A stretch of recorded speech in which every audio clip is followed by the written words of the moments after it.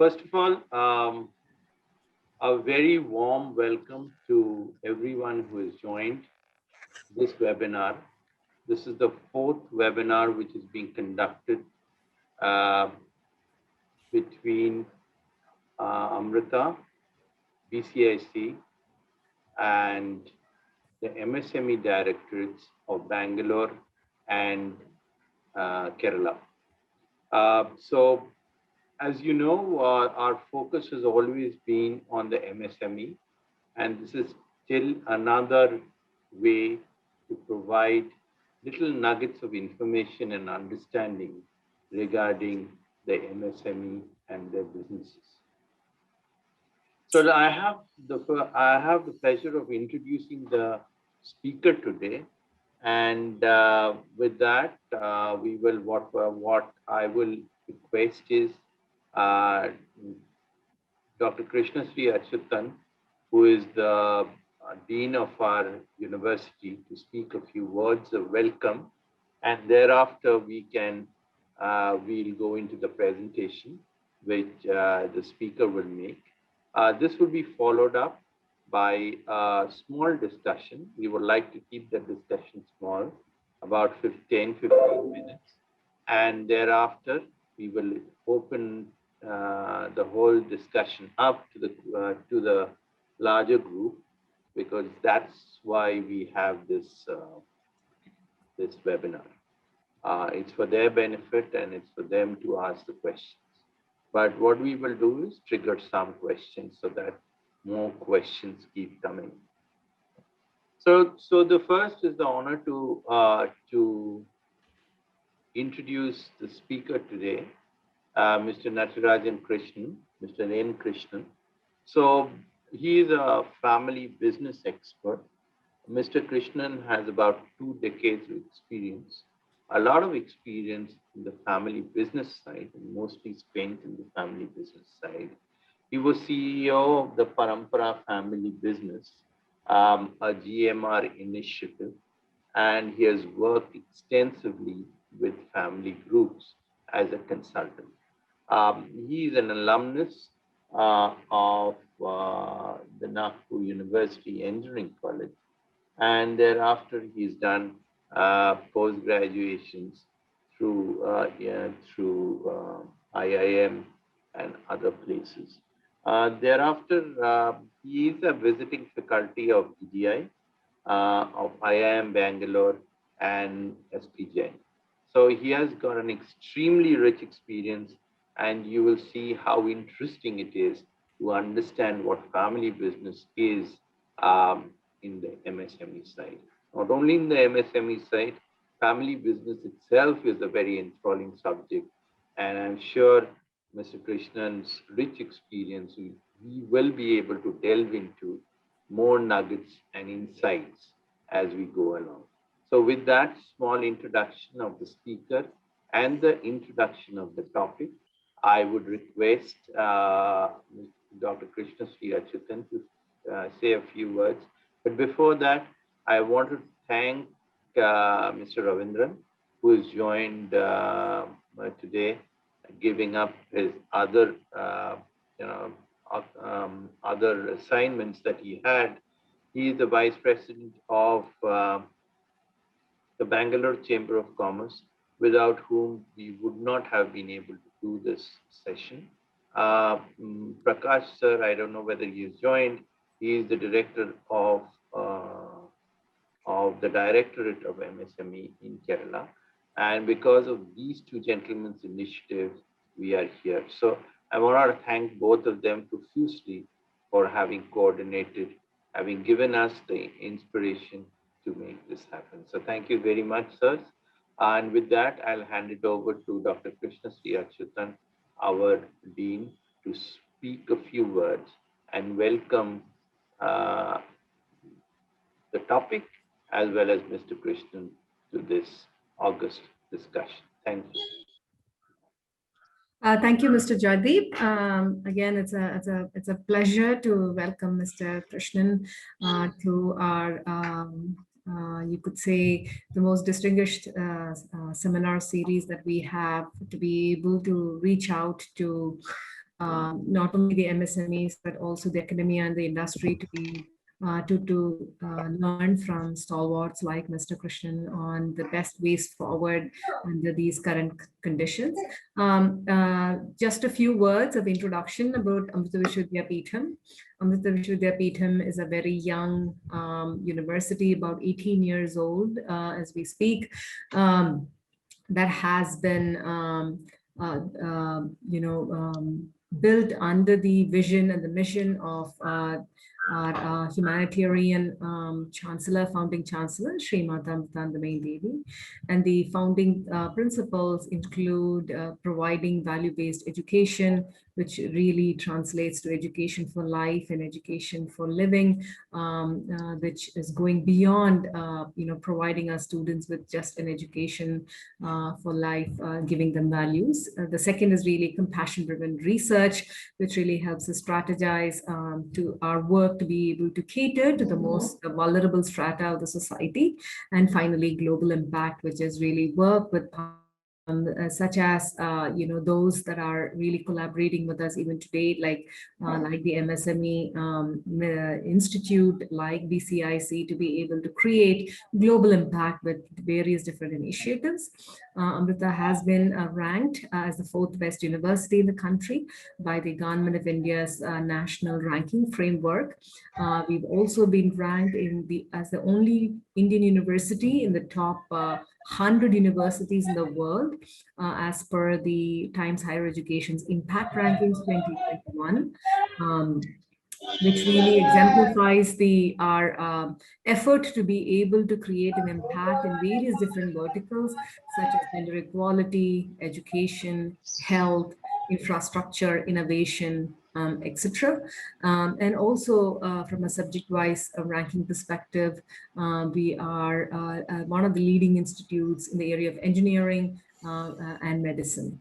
With that, I would really like to also mention that this technology enabling center is actually a center that has been recently initiated with the support of Department of Science and Technology to really bring together academia, industry, and the government to be able to solve various societal problems that face MSMEs and also other industry bodies by taking a strong ability to connect to the academia and the industry where the resources lie, and to be able to create a long-lasting impact. This is more so relevant today under the pandemic, wherein we see that a significant sector and a number of companies have been affected.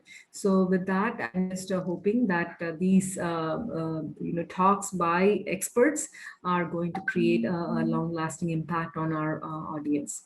With that, thank you, Joydeep, and thank you, Mr. Krishnan. Thank you, Mr. Ravindran. Thank you, Mr. Prakash, from all of our partners to be able to bring this together.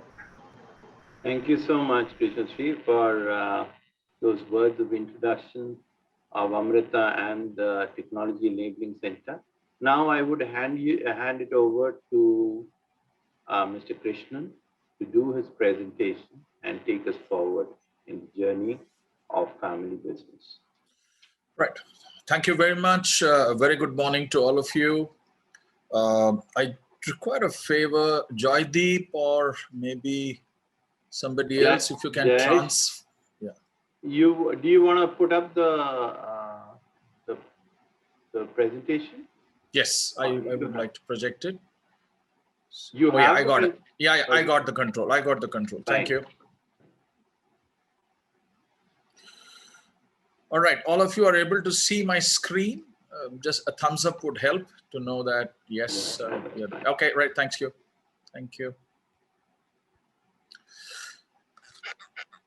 All right, so before I get into the subject as such, I would like to give you an overview of what family business means to us as a nation, as a society, because it's very important for us to contextualize the significance of family business as far as our nation is concerned. Now, this is a very important data. And these data keeps fluctuating plus or minus some percentage.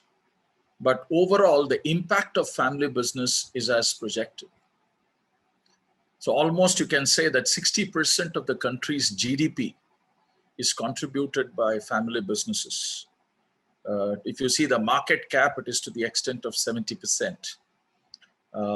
If you see in terms of employment, close to around 57% of the employment is provided by family businesses. Now, this is the good news about the family business. And if I were to ask you this question, and anybody can unmute and take a dab at it, if 100 family businesses have started at some given point of time, take a guess, how many family businesses would have gone beyond the second generation or reached the third generation? Anybody? If 100 family businesses had started at some given point of time, how many family businesses do you think would have reached the third generation? Not beyond 10. Not beyond 10. So the reality is that it's just about 4%. So the mortality rate is close to around 96%. Now, the question that we need to ask is, why is it that we have such a high mortality rate of family business? Given that they have such a significant contribution towards the country, towards the society. I know part of the participants, we have some guests from the United States too. So while the data might be India specific, but the same rule applies all across the world when it comes to the percentage of the pie, give or take. So if you were to ask the question, why is it that we have only 4 to 5% graduating to the third generation? Now that is where I want to highlight and send some specific information around, what are the reasons for family businesses not graduating to the third generation? The first one is, the question that we need to ask is, are we making the family business attractive enough for the next generation? I'll give you some examples and experiences. While I teach in various institutes across the country related to entrepreneurship and family business, there is this lady who comes and tells me that my family business is related to tarpaulin. Tarpaulin, it's something that we use to, we cover the top of a tent or a building, waterproofing. It has got a good turnover, close to around 200 crores. This girl has got herself educated in some of the best institutes in India and abroad, but doesn't find the business of tarpaulin to be attractive enough. While she wants the money out of the business. But the fact of the matter is that somewhere she doesn't find the business to be attractive enough. Now, where is the issue? There's nothing wrong about what the girl thinks or what the family business owner thinks. The issue is where is the problem? What is it that we need to address? The core thing is that how have we projected the family business in the eyes of the next generation or rising generation? What type of passion and pride have we inculcated to be part of this family business is extremely important. Yesterday, I was doing a session for SIDBI, and there was one family business, karta, if I may use that word, the head of the family business who was part of it. And he says, we own a 600 crore chemical business. They were located out of Prayagraj, 600 crore family business. And both the children, if you were to see, they are not in India. They are in the US, well settled, carrying on with their life. Now, how is this business going to perpetuate? Or is it that a 60-year-old business, after some time, is going to die its own natural death? It's not the question of succession from the family. It's the question of perpetuity of the family business. because it's not just the family who is the beneficiary. It's also the people who work in these entities and the support system that is dependent on these type of entities. So the first thing that we were seeing is that, are we making it attractive enough? The second thing is the inability of the senior generation to let go. Succession is a very big issue. How are we making the next generation coming into the business? And one of the key steps is the process of planning the transition from one generation to another generation. One of the typical problems that we see today in family businesses, the senior generation doesn't seem to retire. They always want to be engaged with the business. And the younger generation, the rising generation, they want more empowerment. They want more, opportunity to take decisions. And when that is not provided, their interest fades away and they start looking out for other opportunity. So which is where the second generation issue starts coming into play. The other aspect is, has the second generation adequately prepared themselves to be able successors? You know, the general comment that we get is, yeah, they are very good, they are very committed, but you know, they're yet to make the mark before they are able to come into the business. And that factor continues for a very long time. How do I instill confidence in the senior generation to become an able successor of the family business? Now, when this things comes, so if you see very carefully, there is an intergenerational issue that we are talking about.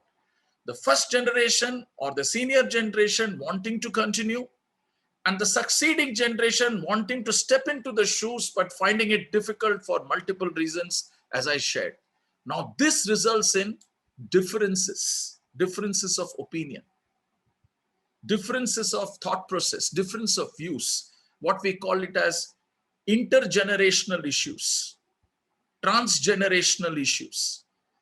Now, in a lot of families, historically speaking, this has been one of the main reasons why businesses have not been able to move into the third generation. See, what happens in the founding generation, the entrepreneurial spirit is so high that they put their energy, put their effort, their whole heart and soul into the business and then make it grow and make it big. In the second generation, it could be a sibling generation, it could be a cousin's generation. They collaborate together and enjoy that growth. But by the time it comes to the third generation, if you have not addressed some of these relationship-related issues, whether it is related to succession, whether it is related to decision-making, whether it is related to fulfilling the aspiration of the family and business, which is very unique, and I will touch upon that point very shortly. If these are not addressed, because in a lot of family businesses, the general thinking is that, hey, why do you want to talk about these things? You know, things are going fine. Let it continue the way it is. Why do you want to touch upon these things? Now, while you may avoid the situation, avoidance may be a preferred style of managing conflict, but avoidance doesn't help. At some stage or the other, it's like an injury which looks healed on the surface, but beneath the heel, something is getting septic. So you have to address, and in a lot of family business, there's a beautiful book written by Mr. Shamul Mazumdar, Business Battles, where he talks about some top 15, 20 family businesses of India, which were very successful and thriving once upon a time. Today, they are gone with the wind. The latest one being Ranbaxy, a very flourishing family business, because of differences and other challenges, just vanished. You can talk about companies like Eskumar, Mafatlal, some of the Modi Group companies, Chabrias. They have struggled. And one of the core issues is related to relationship. The next aspect, which is very, very important, is related to succession planning. Now, a lot of times people think succession is an event. First of all, in family business, when you talk about succession, there are two tracks. One is succession to the business and another is succession to the ownership. They are two different things. I may choose to have a career which is outside the family business and nothing to do with the family business and still be a successor to ownership. I may choose first to be a successor to the management of running the business, and then succession to ownership may follow. I may first choose to be part of the management, then part of the ownership and management, and then at some stage I may professionalize the business and move on to be only the owner, the business being managed by a set of professionals. There are various combinations. There are various options that are available in front of the family and the family business. How are you planning this? And the other aspect which is of significance is that this is not an event. This is a journey. Hence, we tend to tell that before succession, there is a process of transition. And this process of transition starts at a very, very young age, as early as 14 and 15, where the child is groomed to be a good entrepreneur. Groomed to be a good entrepreneur, and those entrepreneurial traits are embedded, developed, harnessed in the rising generation so that they become successful owners of the business, owners in terms of successors in terms of business as well as ownership. And it's a journey. It's never an end state. And a lot of families today, if you see, they struggle as far as this process is concerned because this is not planned. If there are members of the family business part of this session, I'm very sure they would be. If you ask yourself this question, are you really owners of your family business? If yes, what type of ownership do you have? Some of us may not have answers to that, because the answers to this are either avoided or it comes very late. And the final point that I wanted to talk about is professionalization. A lot of families or family businesses talk about professionalization of family business. One of the first requirements of professionalization of family businesses, the members of the family who are part of the family business need to professionalize themselves. There's a concept called as no man's land, and that has to be very clearly understood. You can attract professionals in a family business only when the members of the family business are professionalized, right? Now, these were some of the dimensions which were significant contributors, which are still significant contributors because of their not being there. The transition from the second generation to third generation and beyond has become a challenge. And these are the 6 areas where a lot of focus is required today. All the more in the case of MSMEs. And now I am trying to go into the specific focus area of MSME is because in MSMEs, the key requirement over here is growth. The key requirement over here is growth. Growth of the family business so that it takes care of the aspiration of the members of the family business. It is able to create adequate roles and responsibilities for the members of the family business who want to be part of it, current and future generation. And they don't stamp on each other because of the size of the business. Because at some stage you will see that the family outgrows the business. So these are some of the things that I thought I will share it in the initial stage. Moving on further, see, if you were to see in terms of family business, there are 3 circles. Most of you might be knowing: family, business, and ownership. But the critical aspect over here, which I wanted to highlight is, in any family business, one should be able to understand which part of this 7 zone do I belong to. Do I belong to zone 1? Do I belong to zone 6? Do I belong to zone 7? Depending upon where you belong to, your role and responsibility and obligation towards your family business is defined. There are specific barriers and boundaries.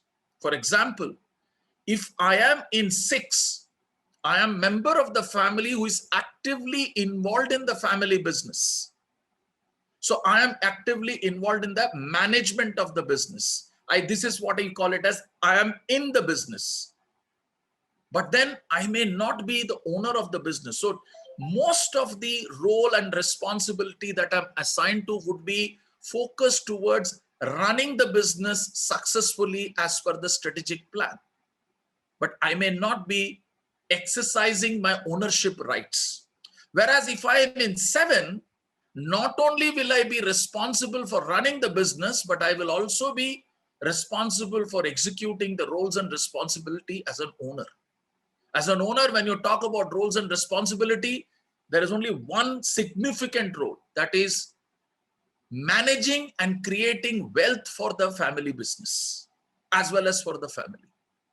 So creation of wealth, it becomes, and even not only creation, but also nowadays sustenance and maintaining the family wealth becomes a significant role for the family business. So why am I highlighting this part is, a lot of times in family business, because the clarity of the role is not there, we are not able to draw the barriers and boundaries very clearly. And hence we step into each other's role, which creates confusions and conflicts. For example, I might be a member of the family, but I'm not part of the business. But I start interfering in terms of what should be the remuneration of the family member, what should be the designation of the members of the family business, especially the rising generation who are coming into the family business. Now, all these things are the prerogative of the people who are part of 6 and 7, and it doesn't take place from 1. So that clarity has to be there. And if that clarity is there, then the possibility, the chances of conflicts minimizes.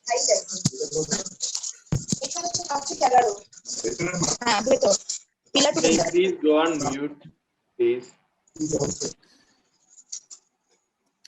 So one of the key things that we have seen is how do we manage differences in family business. Now, this, if at all, if you were to tell me or ask me, what is that single thing that we would like to focus to ensure perpetuity of family business, it is this aspect. How well does the family and the family business members, are they able to manage these differences? So in any family business, disagreements are bound to be there. If anybody says that there are no disagreement, well, good luck to them. There is bound to be disagreement. If you don't address those disagreements, it leads to differences. And when you don't address those differences, it leads to conflicts. And thereon, it leads to incompatibility and separation. Now, if you see very carefully, if you have a forum, a governance mechanism, part of your family business, where you are able to bring the issues, discuss with the family members without any fear of being judged, assessed, or evaluated, then what happens? There is trust. I am okay to be vulnerable. And when this discussion takes place, then what happens is that you don't allow things to become a conflict. But if you are going to suppress these issues without addressing it, sooner or later, it graduates to a situation of incompatibility, and we are not able to recover out of that situation. So if at all there is one quality, one capability that family businesses need to focus on, it would be their ability to manage differences and create a forum, a governance process by which they are able to address this, which is the root cause of many separation of businesses. Many, This is one of the root cause why some of the family businesses are not able to perpetuate.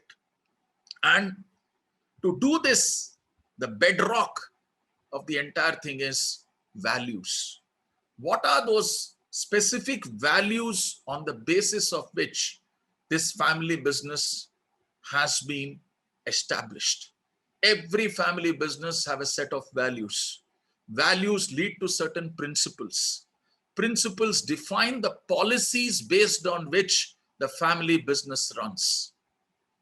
Principles are the cornerstone. For example, if the family has a principle that we shall take decisions on the basis of meritocracy, then a position in the family business is not on the basis of the family name, an Agrawal or a Chettiar or an XYZ that you carry. No, it is on the basis of your capability, your understanding of the business, which is set as a guideline by the family business. There are a lot of family businesses in India who have adopted this very well, that entry into the family business is not a birthright by the virtue of the name that you carry.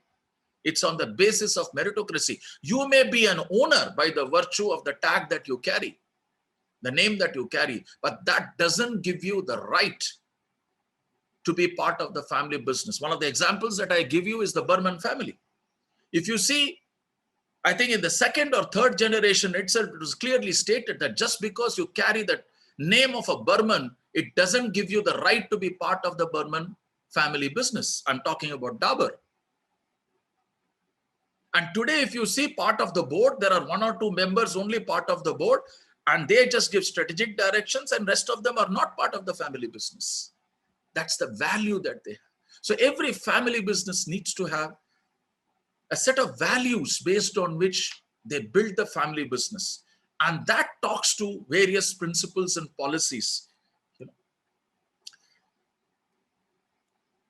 Now, in order to enable this, there are specific forums that needs to be created. So let me now highlight, while this slide talks about lot of forums, all families need not have all these forums together. It will be over-engineered. This will be typically for a family business which would have reached a 4th or a 5th generation where they would have all the councils together. But I wanted to give you an idea about what are the various types of forums that gets created, which enables meaningful discussions, which enables good decision making, which enables alignment of family aspiration with business, which enables what we call it as stewardship of the family business. So what are those? Let me quickly take you through that. So first is the family council, which takes care of the family issues as such. The second is the family business board, which takes care of issues which are related to the family business. Now, members of the family business board specifically are those who are engaged, are in the family business, part of the management. All family members need not be part of the family business board, right? You have a separate business board, which includes professionals. It is a conventional board, which all of you might be knowing. It's a conventional business board and it is aligned to the working. So the difference between family business board and business board is, in the family business board, it is represented primarily by the members of the family who are engaged in the business, and they give strategic direction to the business board. Yes, there are some professionals who can be invited to the family business board, whereas the business board is a professional entity which is driven by the principles of, you know, whatever a listed company or an unlisted company's board would have. Those governing principles are there. Then comes your shareholder committee, or what we also called as the owners council. The owners council is primarily responsible to ensure that the wealth of the family is protected, it grows, and takes care of the interest of the family and the business. Nowadays, in the COVID context, when family businesses are going through a lot of challenges, especially in the MSME, things like war chest, family fund, emergency fund has become very, very important, very significant. So one portion, a small portion, a specific defined portion of the income that you get at the end of every year is being planned to be put into a fund which takes care of these contingency measures, which is a reality today one has to plan for. It is also part of risk mitigation. So these are some of the functions of the various councils. So the bare minimum that I see in an MSME context is to have a family council and a family business board, and the owners will have the owners council. These three pieces. Sometimes you can even combine the family business board and the owners council. If the size of the family is not big enough, it is still in the second or third generation. That's good enough. But it is important to have this forum because these are the forums which enables open discussions, which enables managing of differences, which enables collective decision making for the benefit of the family as well as for the business assets. So why is it that we are talking about this? So what are the three elements which is very important as far as sustainability of family wealth and success is concerned? First is we need to create family unity. That's very, very important. Family unity. See, a lot of times people come and ask me, if there is incompatibility, why don't they separate?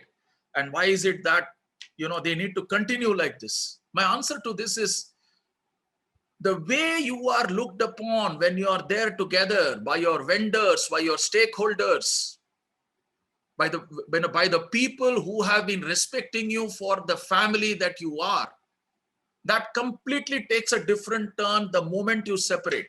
The very same banker looks at you differently. The very same vendor looks at you differently. So family unity is extremely important. It is almost like a USP. Okay. Second part is, how are we harnessing the family talent? All the talent that is required to run the business may not be part of the family. That by itself is a big, what you call, learning for the family and a talent for the family to understand what they are good at and what they are not good at. Because for what they are not good at, that's where professionalization becomes more important. All the wisdom doesn't lie within the family, right? So how do you harness the family talent?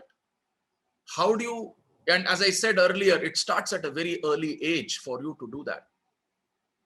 14, 15 is the time at which you start developing. There are specific institutes that are developed. In Canada, if I were to give you an example, there's an institute called as CAFE, Canadian Association for Entrepreneurs. They have a separate institute which only focuses on children at the age of 13 and 14 and develop the attributes of developing entrepreneurship at that young age. In India, if you see, there's an institute called EDI where they do it.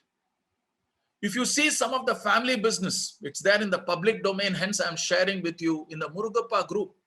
The children, are taught entrepreneurship through experiential learning.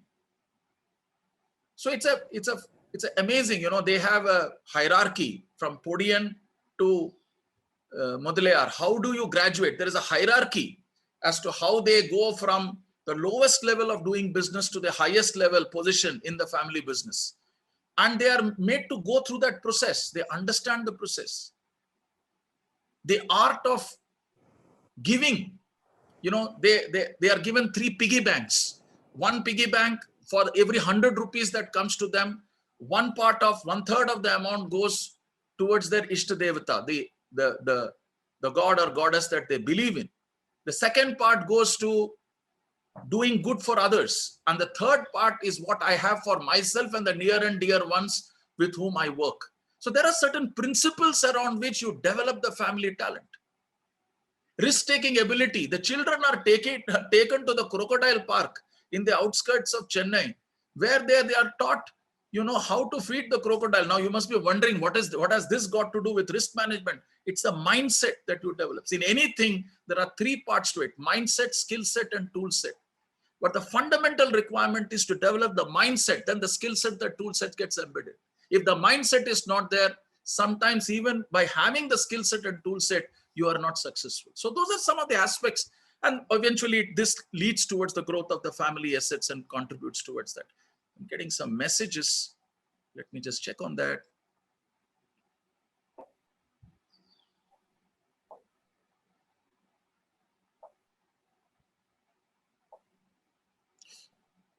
Yeah. So moving on further. Now, this is the part that I was talking right at the early stage, that, family outgrows business. So in the first generation, if you see, the family is small, the business is big, the founder started the business. It's a 30 crore business, 50 crore business, 100 crore business. People are happy about it. The business is growing. The entrepreneurial nature, the founder characteristics is driving the business. Then we go to the second generation where maybe the siblings, the founder and his brother, one or two people combined together, they are able to manage the business, but then there is enough space for both to be accommodated.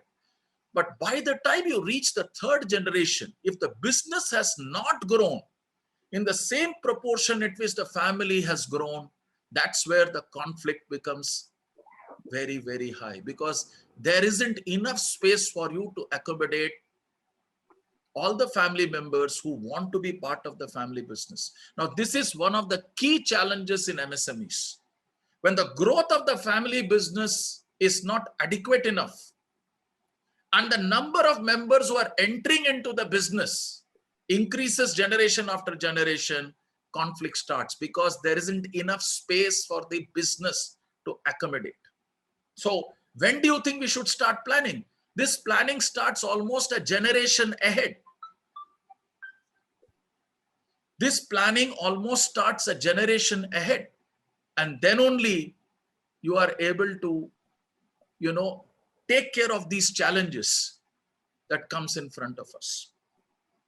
So this is a very, very significant point, especially for MSMEs. Because if the growth is not sufficient, then what happens? The rising generation either wants to part ways and start something of their own, independent of their current business. Yes, there is a possibility that your existing business itself can be diversified, adjacencies as you call it, and you can do that, but that also requires planning. So this is another important aspect, and this leads to something what we call as transition from family business to a business family. This is not juxtaposition of words. Traditionally, I might be in the business of jute. Traditionally, I might be in the business of engineering. Traditionally, I might be in the business of jewelry making. But I may have to diversify my portfolio.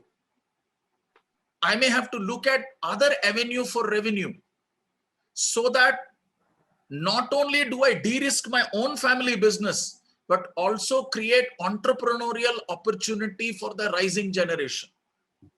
I also encourage the next generation to become able entrepreneurs who can create a new portfolio for the family business.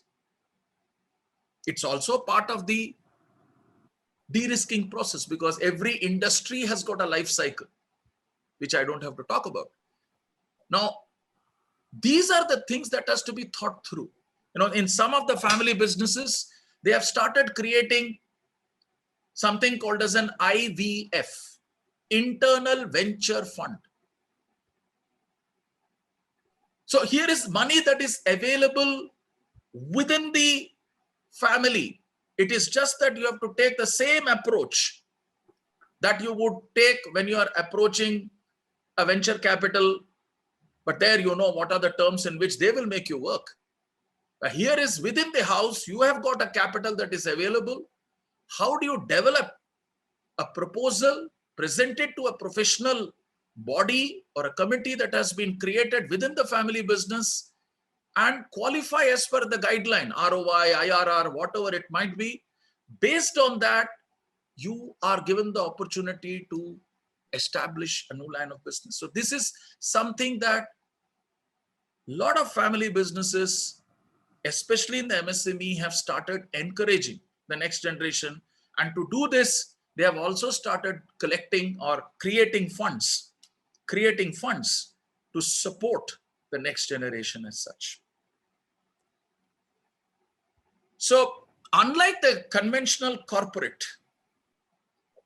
where planning is done focused only on the business side, when it comes to family businesses, the focus through which we do the business is slightly different.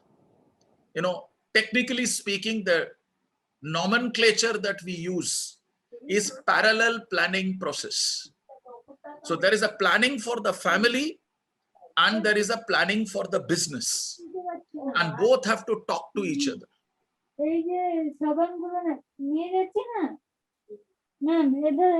on mute, please? Chandana, can you go on mute? So it's very important that, in a family business, you do this parallel planning, because there is a family aspiration and business is the Kamadhenu to the family. I repeat once again, business is the Kamadhenu to the family, but the family has to support the business. Like, for example, if I'm getting 100 rupees at the end of the day as the profitability, I have to be very clear what is the amount of money that I need to plow back into the business. What is the amount of money that I want to take out of the business? There has to be principles based on which this has to be done.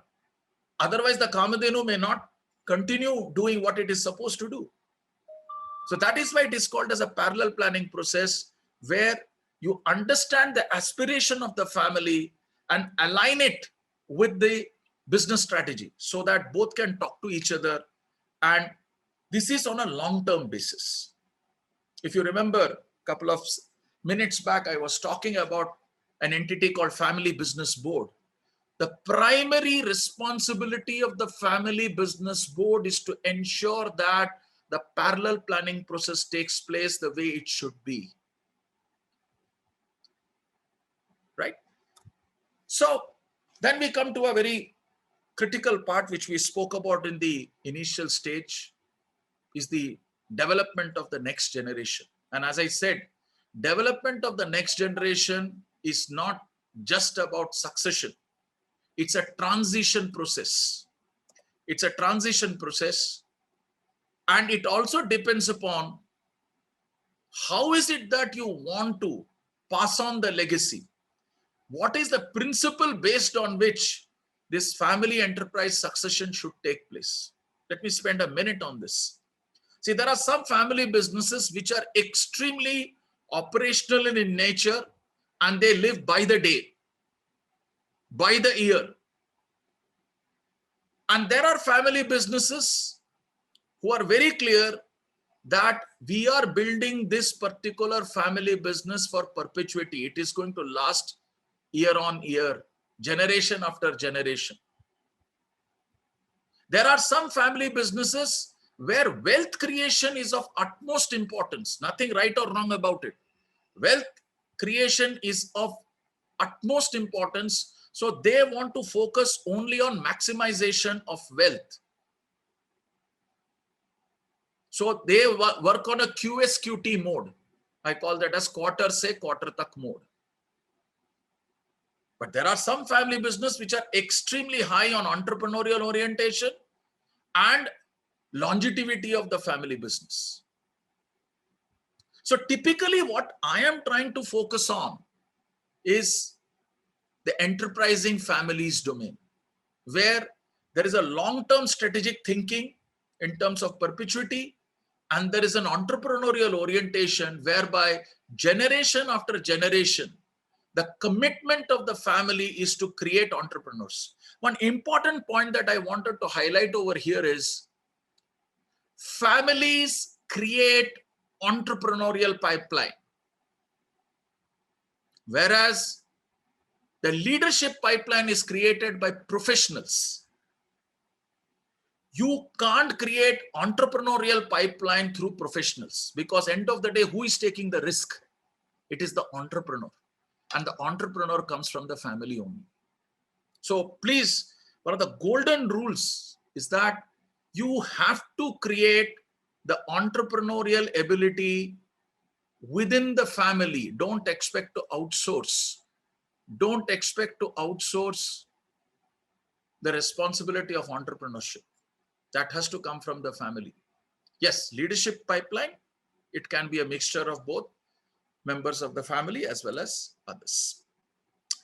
So these are some of the aspects that I thought I would like to share. Let me check, is there anything else that I would like to touch upon? Otherwise, yeah, so I mean, one last point that I want to touch upon is the constitution, because there is a lot of buzz around this particular word. See, today, a lot of family businesses are being suggested to create a constitution or a governance mechanism. Some people call it as charter also, primarily because just like you have a corporate governance, it is advised that you also create a family governance through a constitution. And generally, if you see, it is good to create a family governance for the future.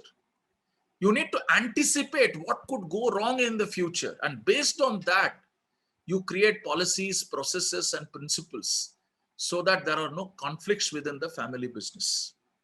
Some of the areas that we cover, this is just an indicative list of areas that we cover. Part of the constitution is as highlighted in front of you.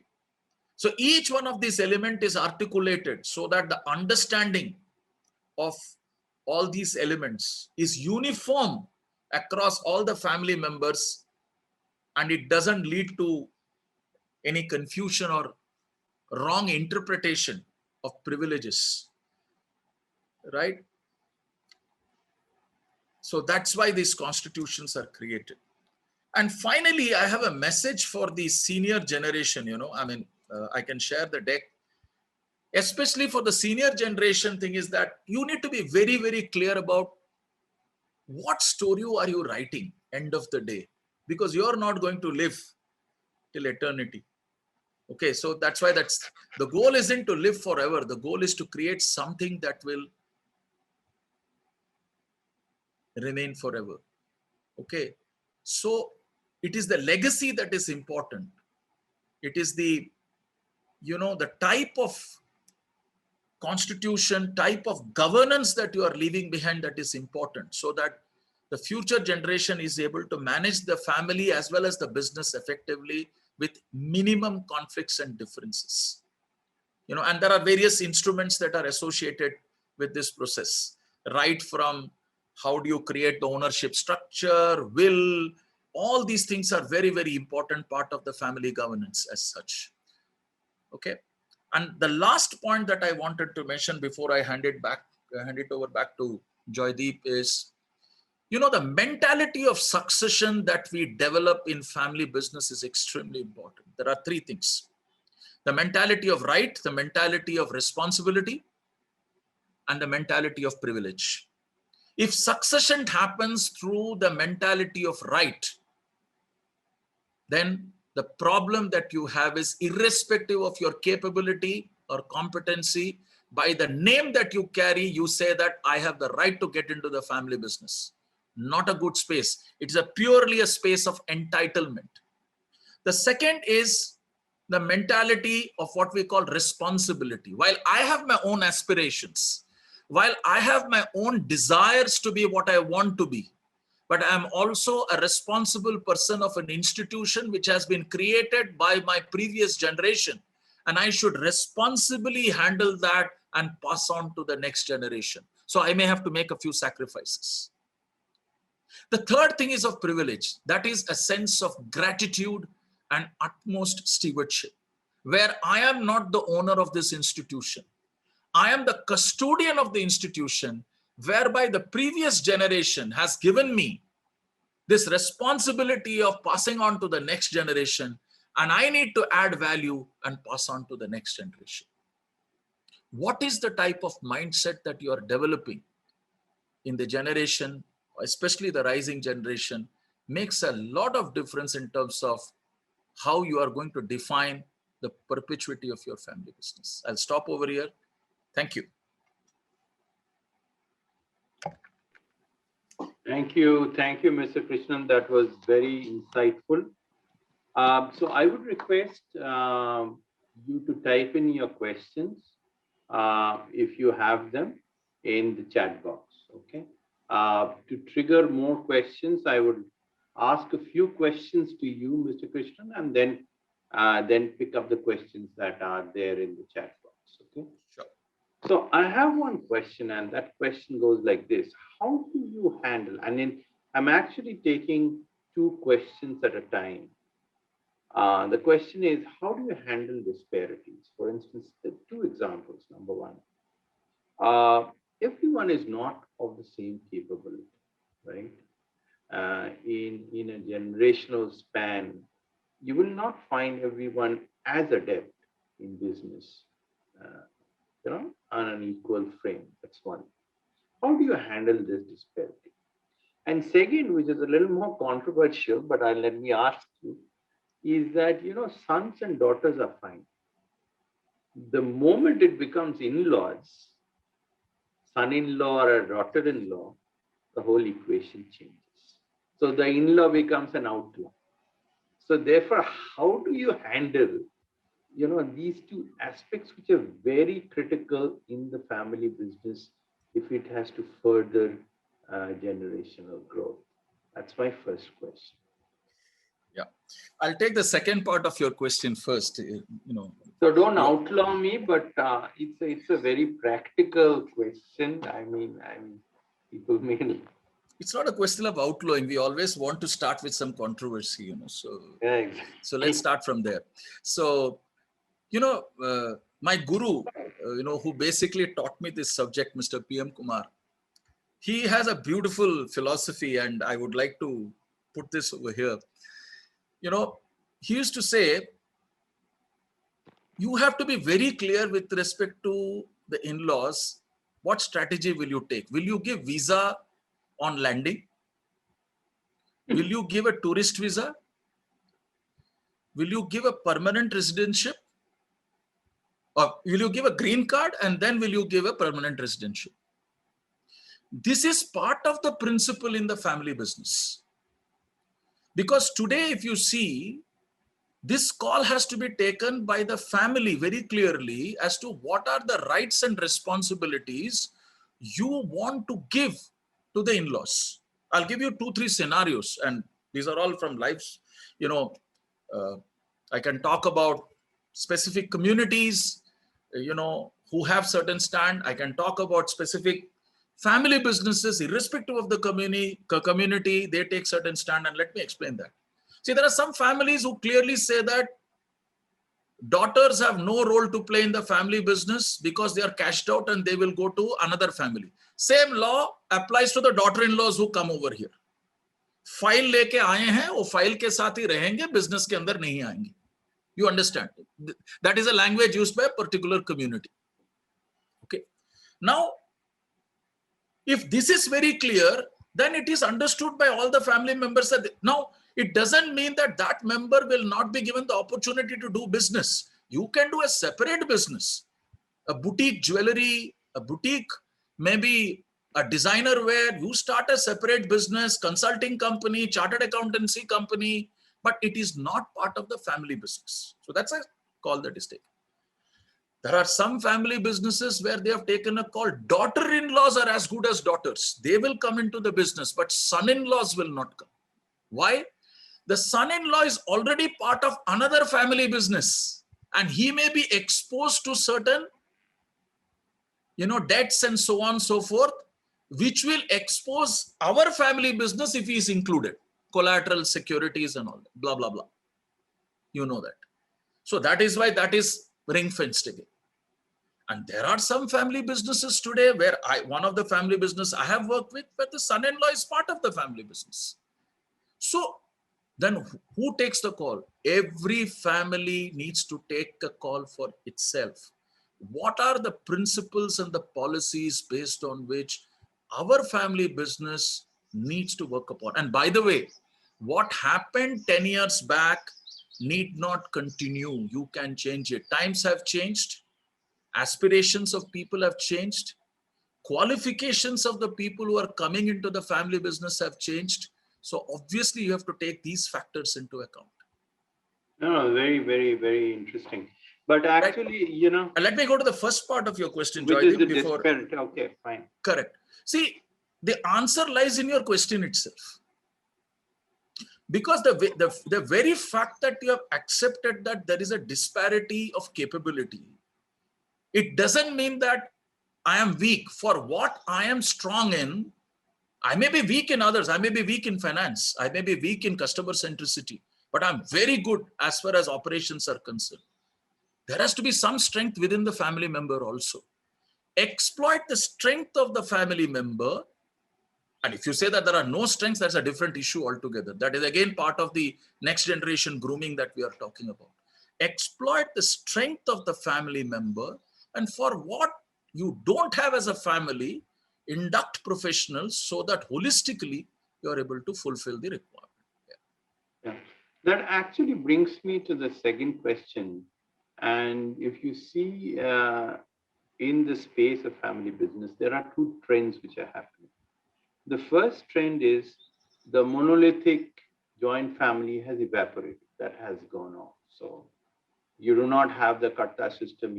The HUF is dwindling. So that's one part of the story. The other part of the story, businesses intrinsically have changed. Gone are the days when GD Birla actually started the Partha system, where you could actually see, you know, how much cash are you making daily, and that's very important, actually, to this whole system. Today, it's a question of valuation. Amazon or a Flipkart is all about valuation and cash burn. It is not how much money you're making daily. It is what the valuation of the company is, which is again, I would say a synopsis of what is going to happen in the future and what your earnings will be. Okay, so valuation. So I would shudder to think, if I take today's business and put GD Birla in it and say that how would he react?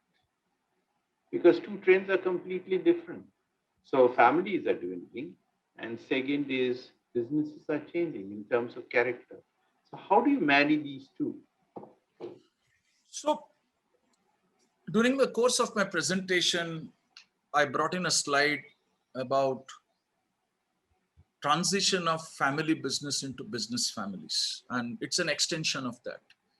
There will be old age business, okay, which have been working on certain principles, Partha system, cash. By the way, that system is as important as it was ever before. And that too in COVID times. Today, everybody says cash flow is the most important thing. So relevance of that still exists.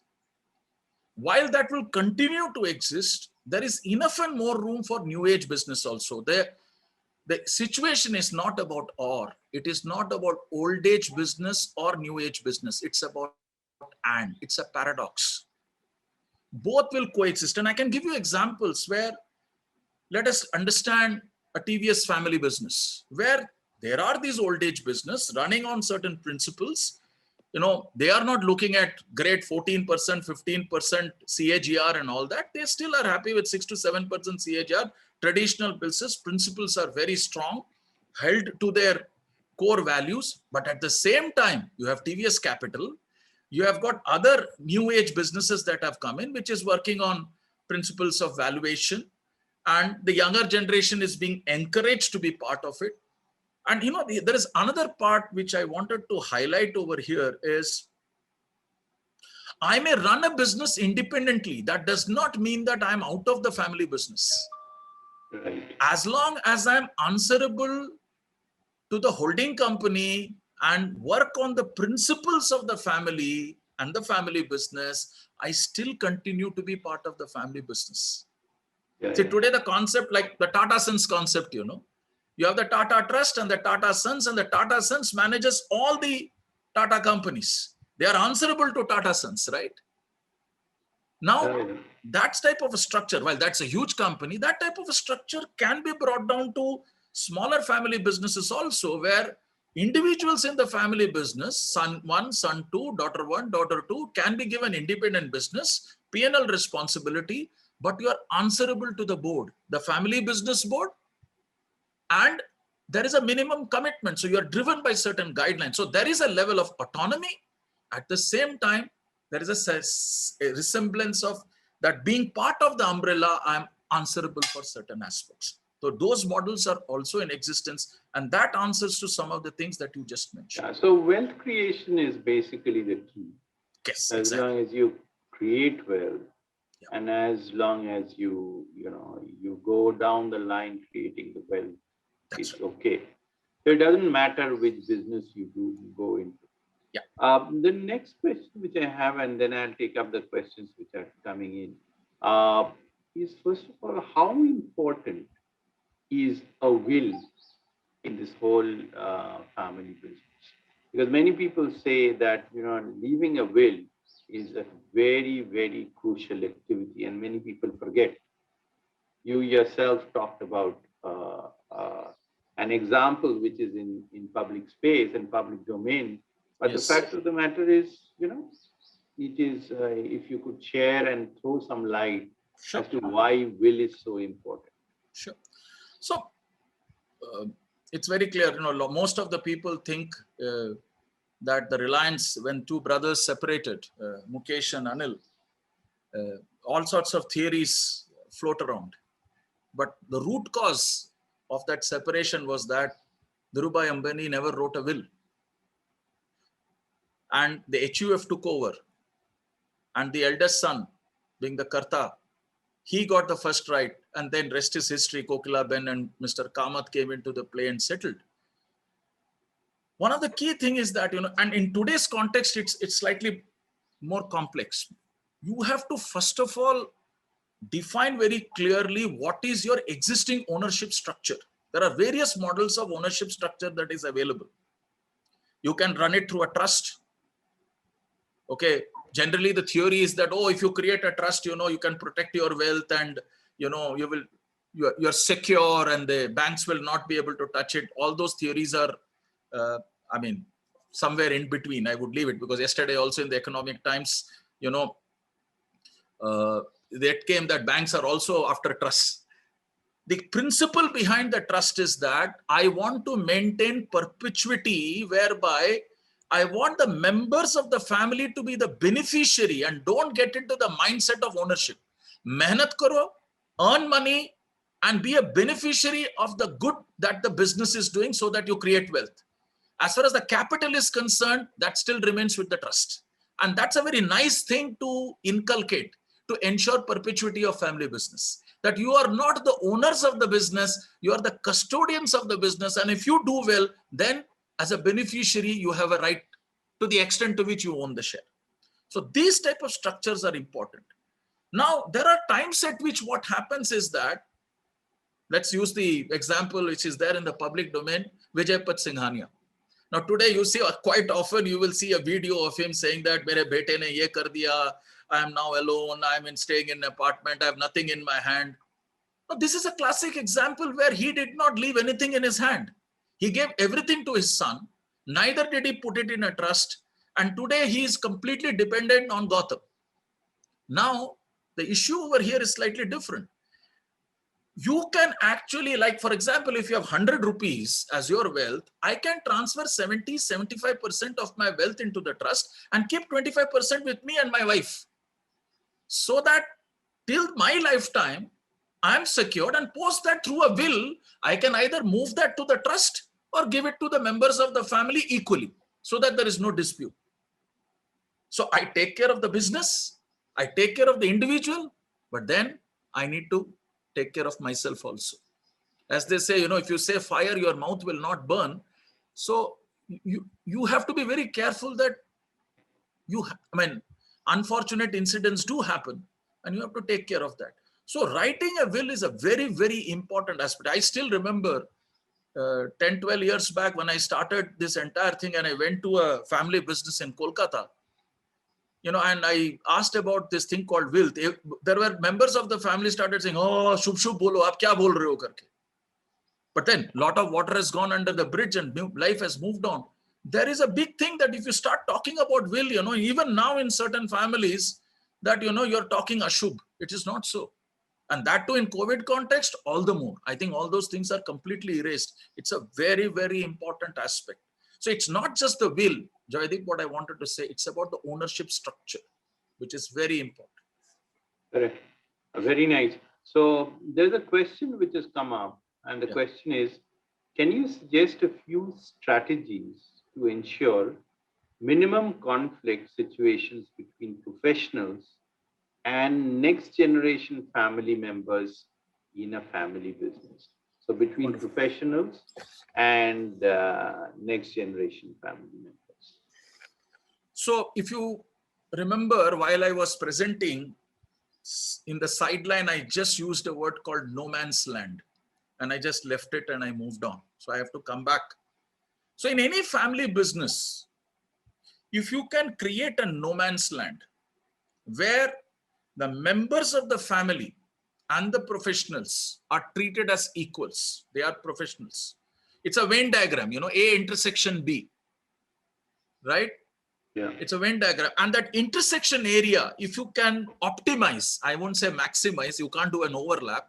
I'm talking if you can optimize and ensure that that overlapping area is good, and you can have certain broad decision-making criteria, which is not influenced by a person being part of the family or being influenced by a professional who thinks that, oh, I'm not part of the family, so the risk is not mine.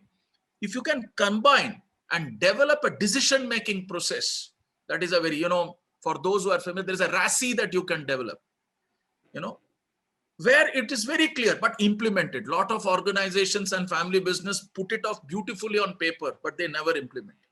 The worst thing to do as a member of the family business is, I am the member of the family business and I appoint a marketing head. And I tell this guy that you will report to me only. And everything, we both will decide and we will work. I am the CMO of this family business. Okay, great. And next day onwards, every member of the family, from doorman to chairman, calls this guy and say, kya position hai? Kya chal raha hai? Now this professional gets frustrated. Why? Because as the owner of the family business, you feel that anybody who is working in the family business is answerable to the owner. No. That is where the no man's land comes into play. Your roles, responsibilities are clearly defined, and we all have a common minimum, CMP. I mean, today CMP is a very tabooed word, but then in the positive sense, CMP can be developed within family business between the professionals and the members of the family business, and they can work together. And there are families who have done that beautifully. I can give you in the public domain, Murugappa Group is a classic example. Burman family is a classic example. I can give you some smaller family business operating at 100 crore, 250 crore out of Coimbatore who have done this beautiful. They are in poultry businesses. Very well done. So yes, there are examples and we can learn a lot from. Yeah, but Mr. Krishnan, actually what happens is typically in a family business, you also have confidants who actually grow over the years. And those are power centers which actually play in the structure. I would say not creating problems in the whole structure of professionalism. So it doesn't become true professionalism. It becomes, those power centers try to vitiate the whole structure. So how do you handle that? And psychologically, the karta or the head of the family can never come out of that. So how do you handle that? So very valid point. There are these Chandakjis of every family business who have been there for 40 years and they are the confidant. And I can give you a classic example where the karta of the family business retired as the chairman and was there very comfortably at home and made his son the successor. He used to go to the board meeting, and any decision that was taken beyond a particular value, there will be a phone call that will be made to the chairman, the ex-chairman, and he will be doing remote control from the back. Son got irritated one day and he said, enough of this bullshit. Sorry for using that unparliamentary language, but yes, and then he got pissed off and he said, okay, let's have a talk. And the senior generation and the junior generation sat together and they had to figure it out. Answering to your question, first of all, there has to be a realization by the senior generation as well as the junior generation that we need to transition and we have to operate professionally, and we should not encourage. There is a way in which we have been operating up to a particular point of time. It served its purpose. Thank you. Now we need to move on, and there has to be a transgenerational agreement for this. Now, it is not a 0-1 game. It is a transition process. It's a dum biryani process. It takes time. It's not a deep fry process. So you have to be there. Gradually, it has to wean off over a period of, 2 to 3 years. But the fundamental thing is that, is this part of your governance process? Where you have clearly said that we have a RACI, this is the way decisions will be taken. We will not go by here and say, yes, we may gather information. That happens even in corporates. I mean, nothing specific to family businesses only. But the process of decision making, as it is written in the boardroom of Intel, agree or disagree, we commit. Same way, those principles are followed. And I think that's the only way to address this challenge of, so-called confidant, trying to influence decision making. But let me also give credit to these confidant. Sometimes we undermine. Yes, sometimes they are irritating. They are on your face. You are not able to take them on. But it will also understand that they have graduated from the University of Experience, which some of the younger generation people may not have acquired yet. Learning swimming by correspondence is one thing, and another is jumping in a 6 feet water and beyond and learning it. So that is the difference. And sometimes you have to give credit to these confidants who bring a lot of value. You can't understand. No, their ability to gather information, disseminate information, and provide information is huge. Super. And I think they hold a key role in this whole. And it might be completely against some principles of management that has been taught to you. Correct. Yep. Absolutely. There's a question which has come up is the trend of family business failure rate in India, once third generation comes into business, same as other Asian countries? Yes, so more or less the same. It's Exactly. Across the world, the phenomena is the same. It's all about 4%. Purpose. See, what happens is the third generation is a victim of entitlement. I will eat whatever is there. I will take undue risk. And then whatever is left, I will give it to the next generation. Doesn't work. Right. You don't work hard enough. Right? Entrepreneurship diminishes. Entitlement peaks. And individualism creates its own problems. Yeah. Any other questions, or I have another question. Okay, so let me ask that question. How do you take out dead woods in the family business? Because there will always be dead woods who are not contributing.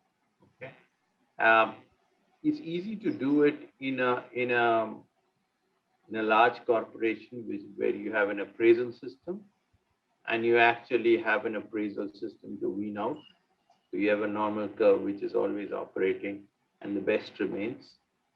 But in a family business, you cannot let my brother's son go, my nephew go, though he is a dead wood. How do you handle that? Yeah. See, it's a very, very important question, and I think all family businesses are grappling with it. But what I have seen, unlike professionals, as you rightly pointed out, I can change the professional. Here, the family business member, I can't change. Correct. So, what is the course of action? The only word that comes to our mind is meritocracy. And in meritocracy, you segregate ownership from management of the business. That's the first thing you need to do, because that's where the mindset change comes in. Unfortunately, even today, every member of the family thinks that since I am part of the business, I am also the owner. Or since I am the owner, I have the right to manage the business. That's where the problem starts. Correct. Segregate. Every owner need not be part of the management. Yes, by the virtue of you being the son of Gupta ji, you are entitled for 25% succession, which is there. Yes, nobody touches that. You are a beneficiary to that extent. But to enter into the business, there are certain criteria and you will be subjected to your contribution. So there is a differentiated pay for that. As an owner, you will be entitled for X. As a member of the family business who is contributing in the growth of the business and increasing the wealth of the family, you will be entitled for Y. And that is clearly told. But then that Y comes only when you contribute, and there is a meritocracy involved in it. Family businesses where they have been able to do this effectively, there they have been able to minimize the deadwood. Underline the word minimize. Eliminating is very difficult. There is always a gap, but you can minimize it, which means that there is an element of, I don't want to use the word performance management because that is not possible. But yes, there is an accountability towards the family business board. That you just can't take 5 crores of rupees and say that I implemented an ERP and it bombed. Tough luck, yeah. But as a son of the owner, I am entitled to burn 5 crores. No, not happening. Yeah. But it's easier said than done. And it's very difficult to do this because that becomes a failure of the family business because we are not able to do it. Yeah. I mean, at any given point of time, I'm not indicating that this transition is easy, but the difference between the boy and the man is that you develop certain charter, certain principles. That's why I showed those slides of family business board, family council, where there are guidelines. You live through, it's not just about writing, it's also about living the charter, living the constitution, implementing it. And I'll tell you, sometimes we undermine the rising generation or next generation. I have a lot of hope over there. It is just that the senior generation have to trust them and give them the responsibility. You know, if you don't trust them and always think that, oh, it's still some time before they take, that confidence loses. And then what happens at the stage at which they come in, at 35, 40, when almost, you know, they have lost that energy, what they do is they inherit the current way of functioning. They don't try to do anything different because other things starts taking priority. So somewhere down the line, I think to bring that culture of performance and accountability, it has to start with we assigning responsibilities at an early, you know, as they say, you fail early. So that, you know, you learn quickly and make it. But that culture has to come in. You can't grow cotton in red soil, right? Right, absolutely. So there's another question, which is if someone in family business wants or starts an independent business as a competitor, Yes. How do you handle this? So it's a competitor which is growing, which is thriving. So how do you handle that? That's a very interesting. Can you just repeat that question? Starts the if family? Someone in the family business starts an independent business, right, as a competitor, so he becomes a competitor to the family business. To the family business. How do you handle that? Okay, so if you were to ask me as a family business advisor, there is a clause in the family constitution which is called as a conflict of interest, and that person has to exit.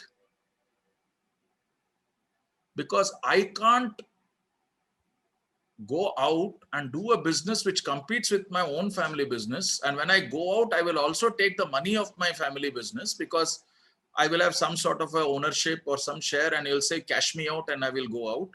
And then you will start competing. I mean, if I may use the word, sorry. Exactly. It is like thali mein ched karna. Yeah, exactly. So it doesn't work. Unless and until the family is so magnanimous, ya putra moh, ya matru moh takes over, where the decision is only from the family and it has nothing to do with the business. Even then, from a family business perspective, it's a disaster. Or it could be by a design, where you are actually inculcating a kind of competition within So, I mean, that way, Joydeep, we can come with so many theories as to why that has happened. But on the No, face of it, absolutely. yeah. On the face of it, it doesn't make sense. So actually, we have just come to the end of the time, but I just wanted to thank you for the extremely insightful presentation. There have been comments saying that it's an excellent presentation, and I echo you. that. It's been a 1.5 hours journey. It's very small, but it gives you a little bit of insight as to what the family business is in terms of its dynamics, in terms of its problems, challenges. And I really thank you for taking this up. I mean, it's flowing in. Everyone says it's an excellent seminar and a webinar, but I really want to thank you from the bottom of my heart for this, for taking out your time and for an excellent presentation. Thank you so much from VCIC, from Amrita, and from the MSME directorates of Thrissur and Bangalore. Thank you so much. Thank you very much for the opportunity. Thanks a lot. Thank you. So we'll close the meeting. Thank you so much for joining. To all Thank you. participants, you've been great. Thank you.